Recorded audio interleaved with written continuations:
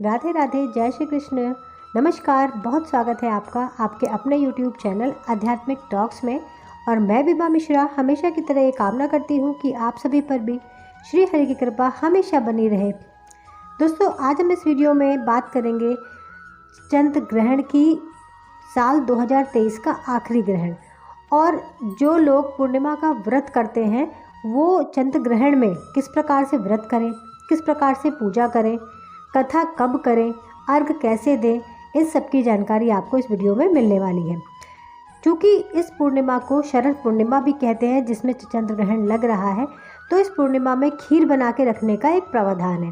कहते हैं कि आज जो चंद्रमा होता है पूर्णिमा का, अश्विन माह का पूर्णिमा की जो शरद पूर्णिमा का चांद जो होता है वो 16 कलाओं से युक्त होता है।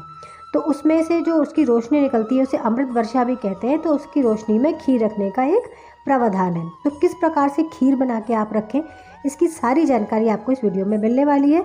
तो आप चैनल के साथ अगर पहली बार है तो चैनल को सब्सक्राइब कीजिएगा। वीडियो के साथ आप पूरा अंत तक बने रहिए ताकि आपको ये संपूर्ण जानकारी प्राप्त हो सके। तो वीडियो को शुरू करते हैं समय को ना गवाते हुए। जो चंद्र ग्रहण है 2023 शरद पूर्णिमा के दिन जो लग रहा है वो लग रहा है 28 अक्टूबर दिन शनिवार को।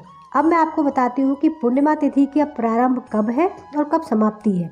पूर्णिमा तिथि जो है 28 अक्टूबर को प्रातः 4:17 से शुरू होकर 29 अक्टूबर को दोपहर 1:55 पर समाप्त हो रही है। तो जिनको भी व्रत करना है उनको ये क्लियर है कि उदया तिथि में व्रत जो है वो 28 अक्टूबर को ही करेंगे, पूर्णिमा का व्रत। अब मैं आपको बताती हूँ कि जो ग्रहण काल है वो किस समय में लग रहा है, इसका सूतक कितने बजे से लग रहा है। ग्रहण जो है वो 28 अक्टूबर को रात्रि यानी 29 की जो है वो दिन माना जाएगा, 29 तारीख हो जाएगी, क्योंकि 12 बजे के बाद जो ग्रहण काल का समय है वो पूर्ण रूप से आ रहा है। 1:06 से रात्रि 2:22 तक का है। तो ये ग्रहण काल का समय है। अब मैं आपको बताती हूँ कि जो सूतक का समय है होता है वो 12 घंटे पहले ग्रहण काल से लग जाता है, या कम से कम 9 घंटे पहले ये मान्य होता है।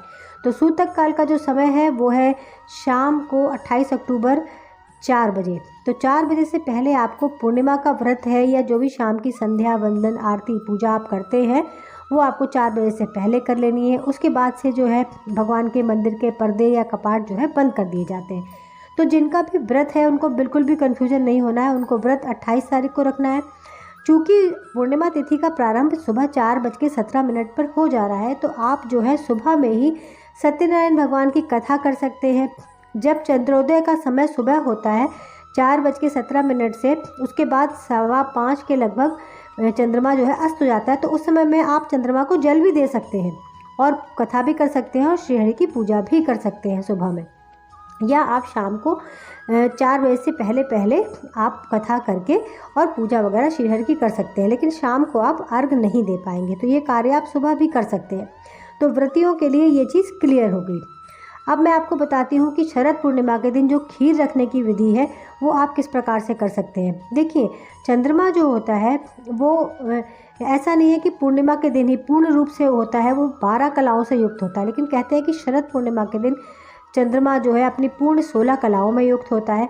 तो उस सूर्य का, चंद्रमा का जो प्रकाश है वो उसी दिन नहीं, पूर्णिमा के 5 दिन पहले से और 5 दिन बाद तक एक अनोखा रहता है, वो धरती के पास रहता है और उतना ही उसका प्रभाव माना जाता है। तो आप जो है एक दिन पहले 27 अक्टूबर को भी खीर बनाकर चांद की रोशनी में रख सकते हैं, क्योंकि उसका उतना ही प्रभाव होगा जितना कि पूर्णिमा के दिन होगा। तो आप ये कार्य भी कर सकते हैं। दूसरा कार्य आप जो है, अगर आप सूतक काल से पहले खीर बना लेते हैं तो उस खीर में आप गंगा जल डाल दीजिए, उसमें आप तुलसी दल डाल दीजिए, कुशा की जो घास होती है वो रख दी जाती है। कहते हैं कि इससे उसका प्रभाव कम होता है, किसी भी चीज़ पर नकारात्मक चीज़ का प्रभाव उसके ऊपर कम माना जाता है। तो आप उसके सूतक काल के पहले बना लीजिए।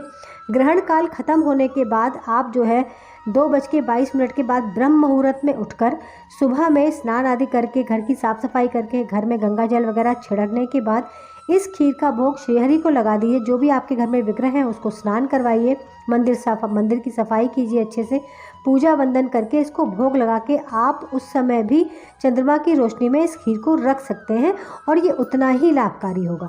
तो इस प्रकार से आप अपनी खीर बनाकर रख सकते हैं इस विधि से। यदि आपको ये विधि पसंद आई तो इसको लाइक शेयर कीजिएगा। कमेंट में हमेशा की तरह आप राधे राधे लिख सकते हैं। धन्यवाद।